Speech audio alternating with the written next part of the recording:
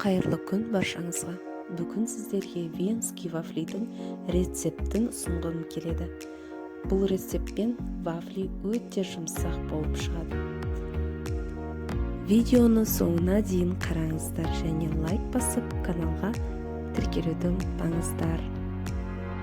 Ең алдымен ыдысқа жұмыртқаны саламыз. Одан соң үстіне қант салып, жақсылап араластырамыз. Кейін үстіне ерітілген сары майымызды салып, тағы да араластырамыз. Енді бұның үстіне қолдың қаймағын салып, тағы да араластырамыз. Дүкеннен алынған 20% қаймақты да қолдансаңыз да болады. Одан соң бал қосамыз. Бал тек дәм беруші ғана. Бұл міндетті емес. Келесін ұнымызға қосқышымызды салып, осы жұмыртқа қосылған массамызға жаймендеп салып отыра араластырамыз. Бізде осындай қоймалжың масса дайын болады.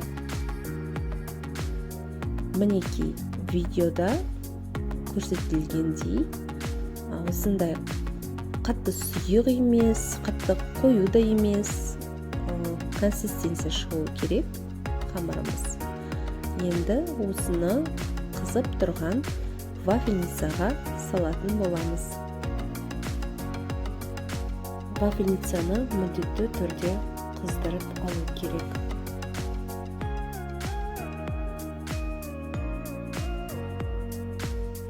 Осылай қасықтап саламыз.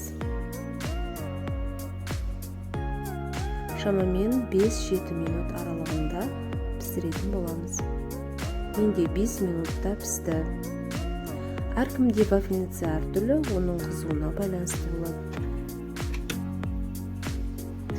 Міне осылай вафлиді аламыз.